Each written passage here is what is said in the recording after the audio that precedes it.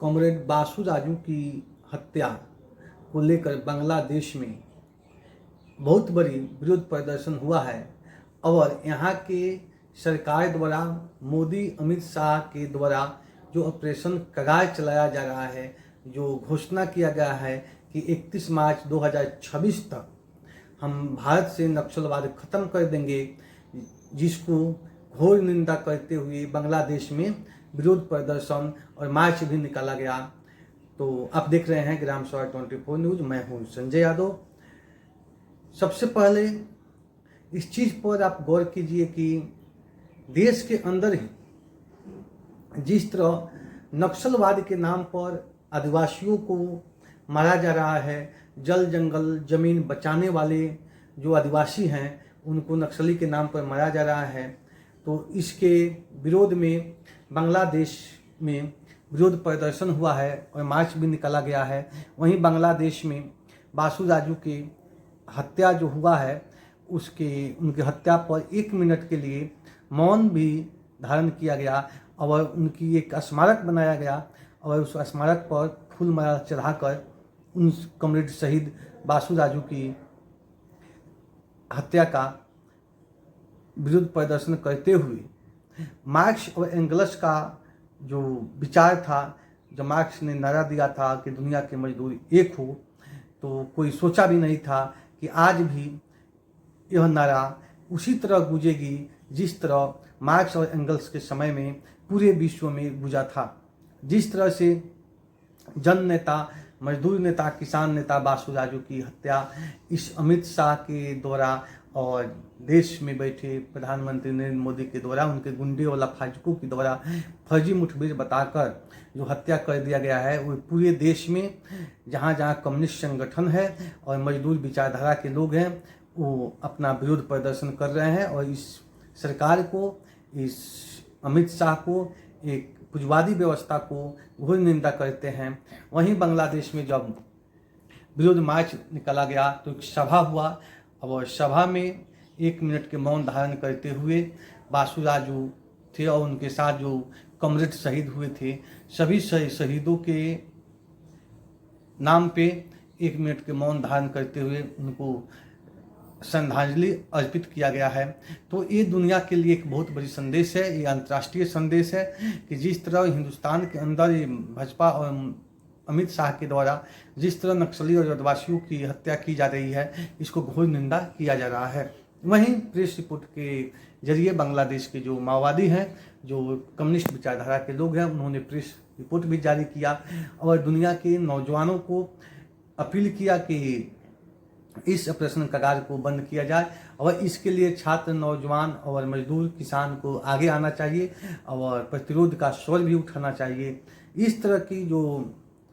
घटनाएं घटी है और इतिहास में, इस कम्युनिस्ट इतिहास हो या दुनिया के जो इतिहास है, उसमें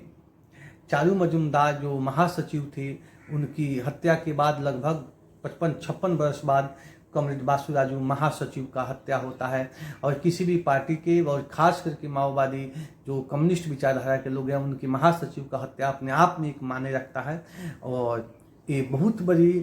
कहा जाए तो मजदूर और किसान की नेतृत्व करने वाले जिस तरह जन नेता की हत्या हुई है, उस तरह कहा जाए कि भाजपा जो सरकार है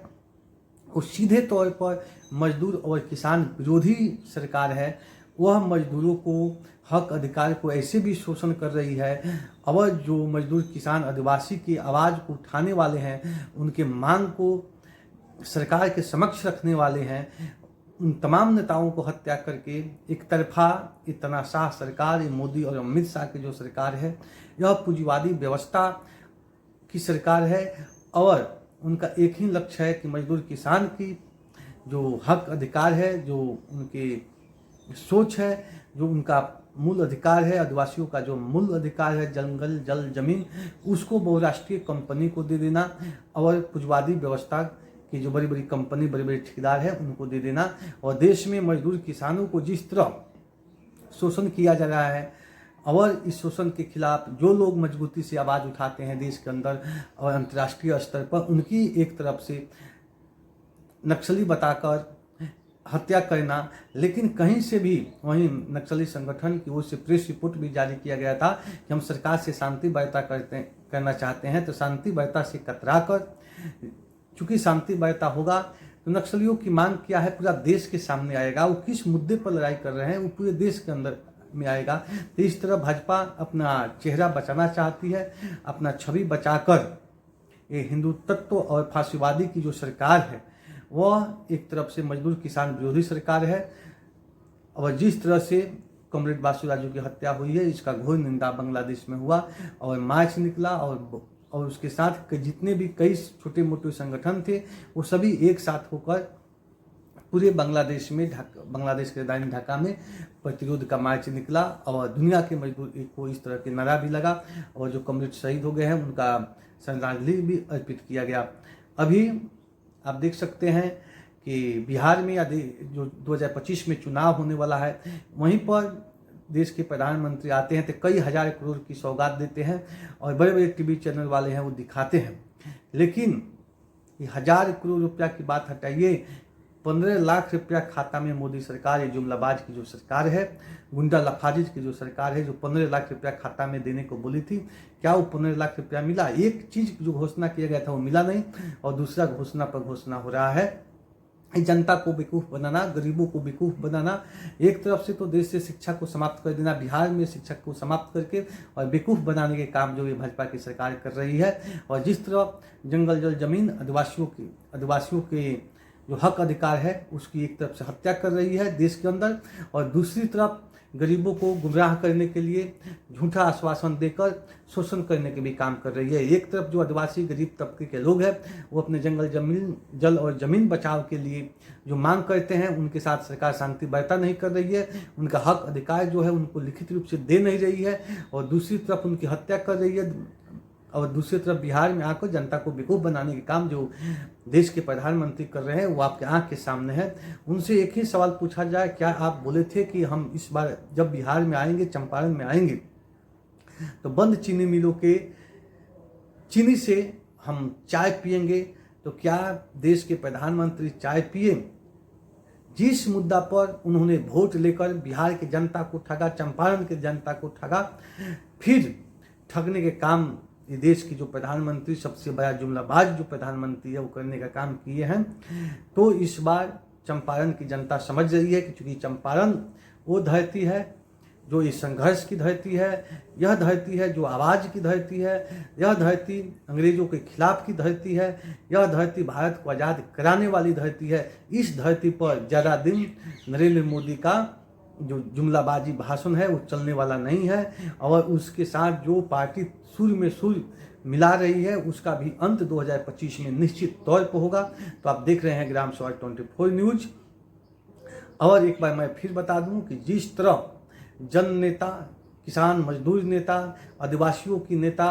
कॉमरेड बासु राजू की हत्या इस भाजपा के सरकार में अमित शाह ने करवाया है, इसके प्रतिरोध में इसके घोर निंदा बांग्लादेश में हुआ है और विरोध प्रदर्शन हुआ है, और बहुत बड़ा जुलूस के साथ जो मार्क्स ने नारा दिया था दुनिया के मजदूर एक हो,